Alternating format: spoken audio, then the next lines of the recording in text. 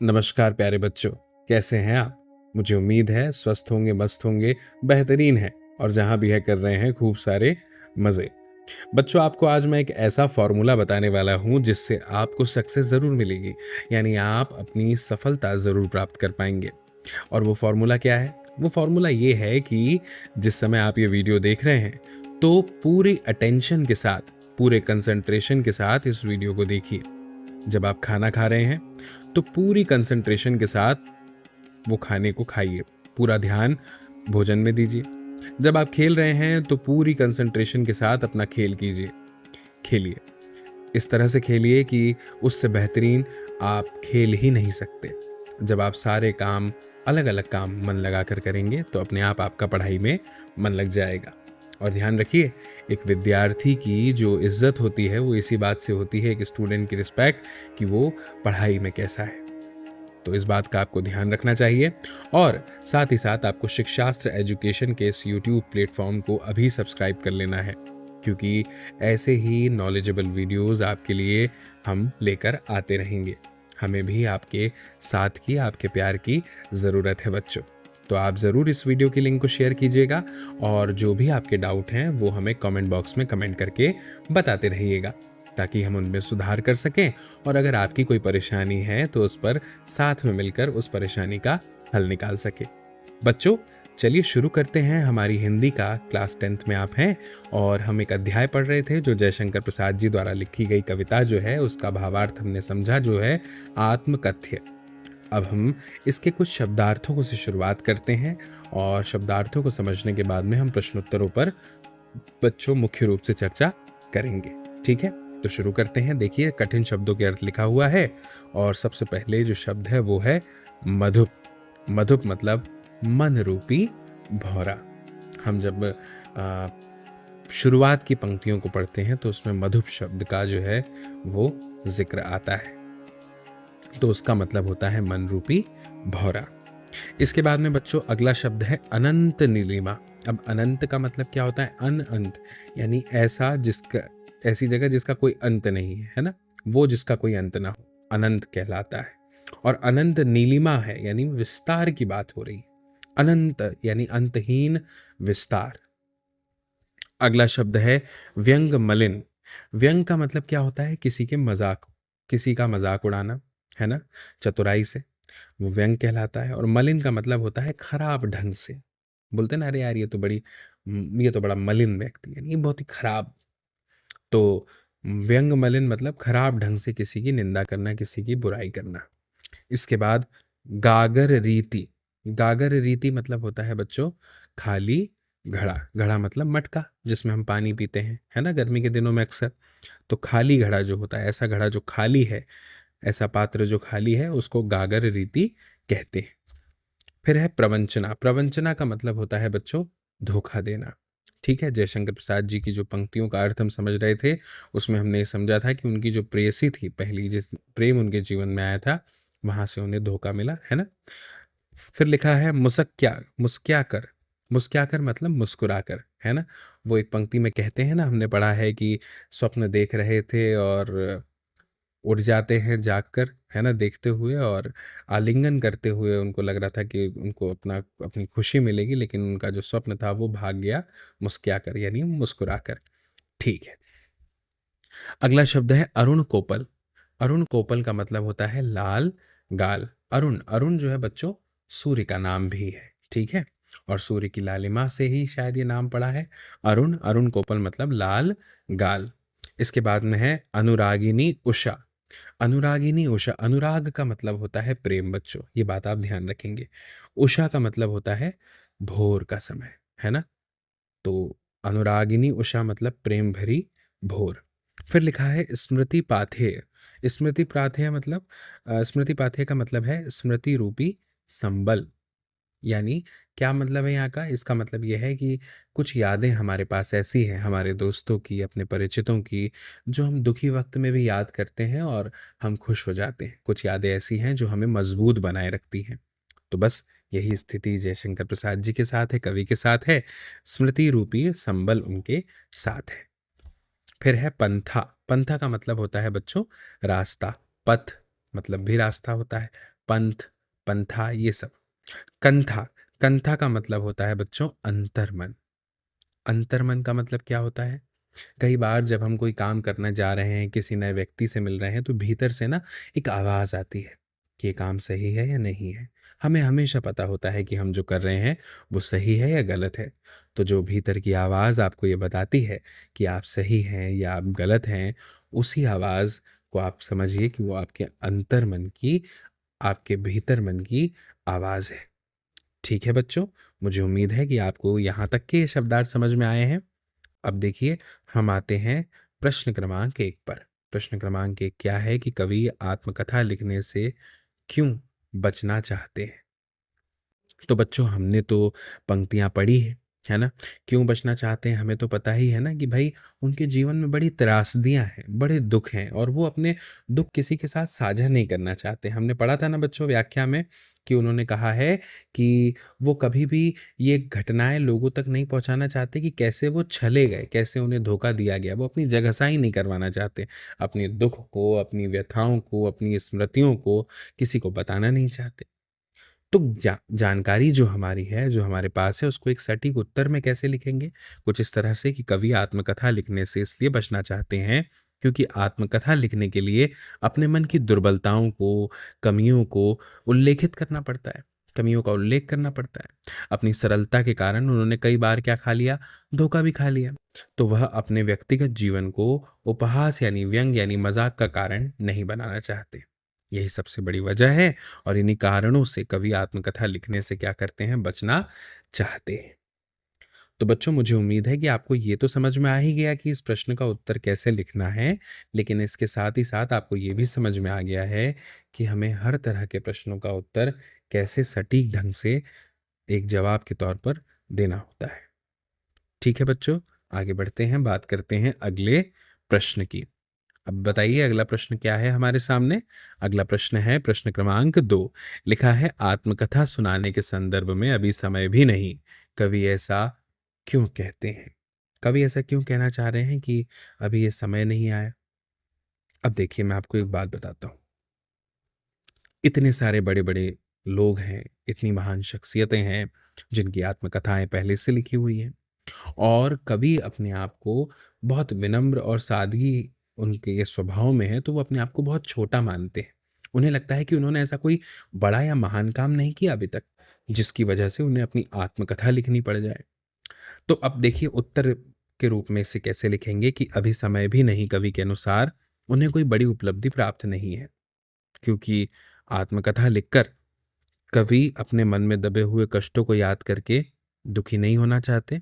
अपनी छोटी सी कथा को बड़ा आकार देने में वे असमर्थ हैं। अपने अंतर मन को लोगों के समक्ष प्रस्तुत करना नहीं चाहते हैं। और आत्मकथा जो है वो प्रायः जीवन के उत्तरार्ध में लिखी जाती है, यानी जब जीवन अपने अंतिम पड़ावों की ओर हो, यानी उसने लगभग सब प्राप्त कर लिया हो।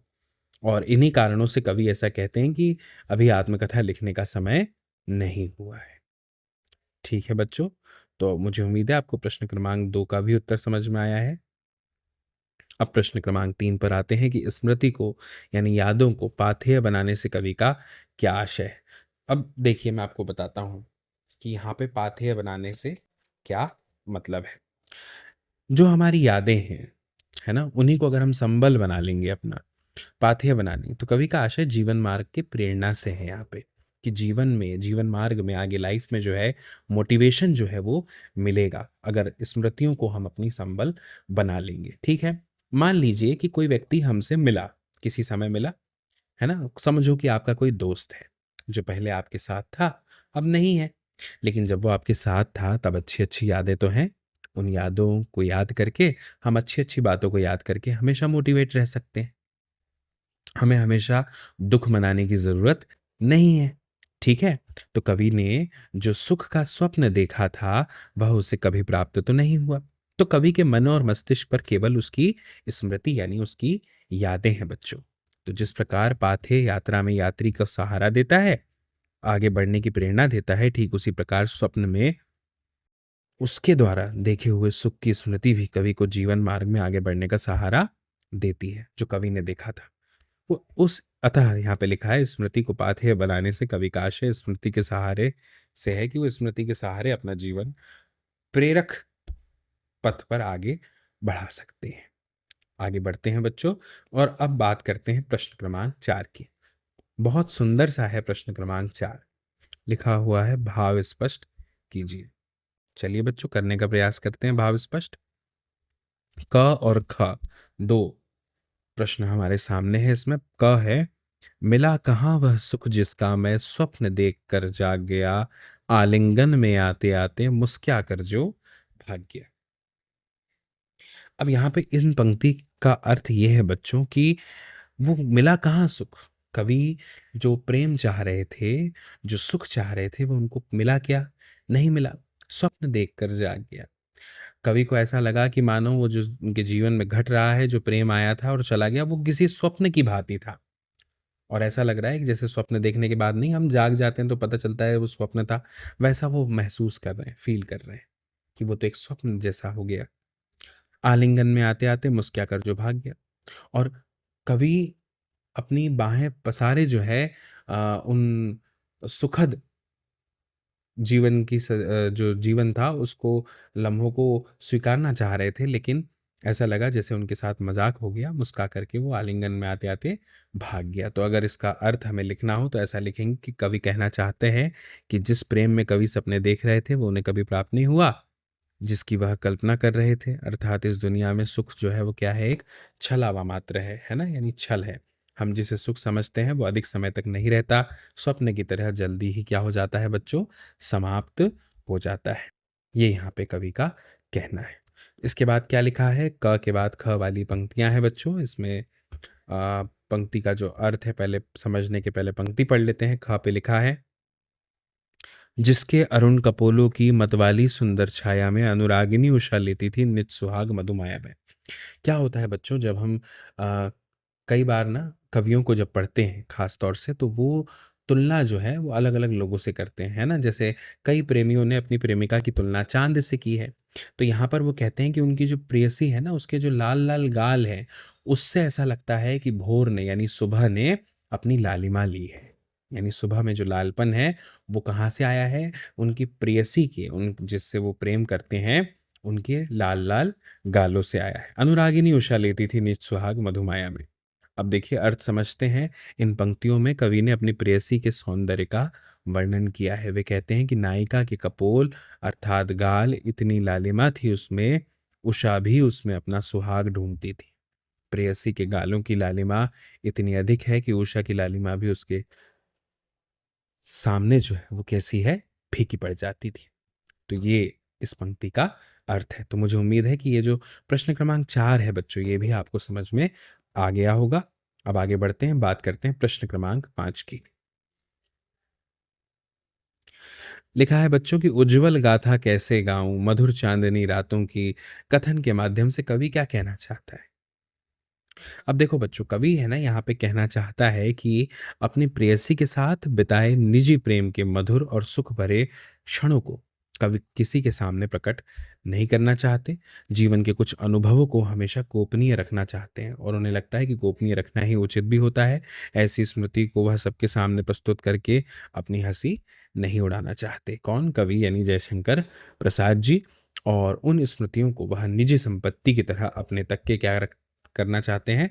रखना चाहते हैं। हम क्यों अपना दुख जो है वो किसी के सामने प्रकट करें बच्चों? क्यों अपनी ये कहानी किसी को बताएं कि कैसे हमें किसी ने धोखा दिया, हमें लूट लिया, हमें ठग लिया? हमारे दुखों पर हमारा अधिकार है और ये हमारे ऊपर है, हमारे अधिकार क्षेत्र में है कि हम अपना दुख किसी के साथ साझा करना चाहते हैं या किसी के साथ साझा नहीं करना चाहते। अब है प्रश्न क्रमांक 6 की आत्मकथ्य कविता की काव्य भाषा की विशेषताएं उदाहरण सहित लिखिए। ठीक है, उदाहरण के साथ लिखते हैं बच्चों। तो जयशंकर प्रसाद द्वारा रचित कविता आत्मकथ्य की विशेषताएं इस प्रकार। सबसे पहले, कवि ने खड़ी बोली में कोमल शब्दों का प्रयोग किया है। ऐसे शब्द जिन्हें सुनकर पढ़कर जो है सुकून मिलता है, आनंद मिलता है। अपने मनोभावों को व्यक्त कर उसमें सजीवता लाने के लिए कवि ने कविता में बिंबों का प्रयोग किया है। यानी बिंब का मतलब होता है इमेजेस, है ना। यानी दिखाया है। ऐसा लगता है ना, जब हम कुछ पढ़ते हैं तो इमेजिन करने लगते हैं कि अच्छा ऐसा हुआ होगा। कहानी जब हम कोई सुनते हैं तो चलने लगती है हमारे दिमाग में, बस वैसे ही सरलते तेरी हंसी उड़ाऊं मैं, जैसे बड़ी सरलता से यहाँ पे ये जो पंक्ति है उसका अर्थ वो बताने का प्रयास कर रहे हैं। लिखा है कि लोग जो है ना वो सुनेंगे और फिर हंसी उड़ाएंगे, इसलिए क्या वो अपनी कहानी लिखे? नहीं। तत्सम शब्दों का प्रयोग प्रमुखता से यहाँ पे किया गया है बच्चों। गंभीर अनंत नीलिमा में असंख्य जीवन इतिहास गीत में गेय और छंदबद्ध है। गेय मतलब ऐसा है जिसे गाया जा सके, है ना। तो उनकी स्मृति पाथेय बनी है पथिक की पंथा की, तो ये उदाहरण भी दिए हैं यहाँ पे। फिर प्रश्न क्रमांक 7 आता है बच्चों कि कवि ने जो सुख का स्वप्न देखा था उसे कविता में किस रूप में बताया गया है, अभिव्यक्त किया गया है।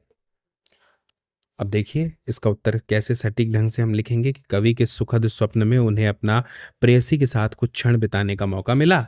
नायिका स्वप्न में उनके पास आते जाते मुस्कुराकर भाग गई, अतः उसे उसका सुख नहीं मिल सका जिसे वह सुख समझते थे, और चांदनी रात में प्रेयसी के साथ हुई बातें सदा के लिए दुख में तब्दील हो गई। जीवन में हमें कभी भी किसी किसी से इतनी ज़्यादा अपेक्षाएं नहीं रखनी है कि वो पूरी ना होने पर हमें उनके सामने अपना जीवन ही छोटा दिखाई पड़ने लगे। ये बात ध्यान रखिएगा बच्चों। तो जितना ज़्यादा हो सकता है, जितना ज़्यादा हो सकता है, स्वयं के लिए स्वयं पर निर्भर रहें, सारी अपेक्षाएं स्वयं से रखें। तो जब दुख मिलेगा तो आपका अपना होगा, सुख मिलेगा तो आपका अपना होगा, उस पर किसी और की निर्भरता नहीं होगी या बहुत कम होगी। ठीक है, तो मुझे उम्मीद है आपको ये प्रश्न क्रमांक 7 का उत्तर बहुत अच्छे से समझ में आया है। अब हम बात करते हैं प्रश्न क्रमांक 8 की। लिखा है कि इस कविता के माध्यम से प्रसाद जी के व्यक्तित्व की जो झलक मिलती है उसे अपने शब्दों में लिखिए। क्या झलक मिलती है? मैंने लिखा है, मैं पढ़ के बताता हूँ कि जयशंकर प्रसाद जी छायावादी काव्य के प्रवर्तक माने जाते हैं। मैंने बताया ना, छायावाद की शुरुआत इन्हीं से मानी जाती है। उनके जीवन में दिखावा बिल्कुल भी नहीं था बच्चों। वे विनम्र स्वभाव के थे। दिखावे नाम की कोई चीज़ उनके जीवन में नहीं रही। उन्होंने धोखे खाए, परंतु अपनी सरलता और भोलापन नहीं छोड़ा। अपनी दुर्बलताओं को समाज में प्रस्तुत कर वे स्वयं को हंसी का पात्र बनाना नहीं चाहते थे। ठीक है? क्या होता है ना, जो अक्सर भोला होता है, जो अक्सर मासूम होता है ना? तो उसे ही हम बेवकूफ़ भी समझने लगते हैं। तो वो दुर्बलता मानी जाती है, वो नहीं दिखाना चाहते हैं, हँसी का पात्र नहीं बनाना चाहते, जगहसाई नहीं करवाना चाहते अपनी, और वे अपने दुखों को खुद तक सीमित रखना चाहते हैं। अब प्रश्न क्रमांक 9 पर आते हैं बच्चों। आप किन व्यक्तियों की आत्मकथा पढ़ना चाहेंगे और क्यों? तो हम राणा प्रताप, भगत सिंह, चंद्रशेखर आज़ाद, सुभाष चंद्र बोस जैसे महान व्यक्तियों की आत्मकथा को पढ़कर उनसे हमें क्या करनी चाहिए? शिक्षा ग्रहण करनी चाहिए। आप इसमें स्वामी विवेकानंद, एपीजे अब्दुल कलाम, ऐसे तमाम नाम जोड़ सकते हैं जो आपको पसंद है, जो आप पढ़ना चाहते हैं। ठीक है? तो बच्चों मुझे उम्मीद है कि आपको ये अध्याय पूरी तरह से समझ में आ गया होगा। आज के इस वीडियो के बाद में ये जो है अध्याय है ये हमारा यहाँ पर समाप्त हो जाता है।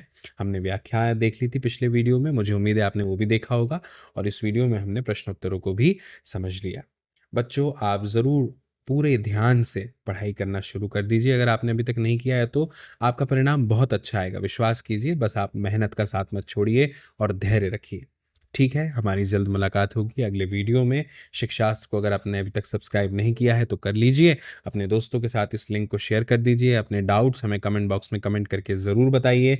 बेल आइकन को इसलिए प्रेस कर लीजिएगा ताकि समय समय पर आपको हमारे नोटिफिकेशंस अपडेट सबसे पहले मिल सके।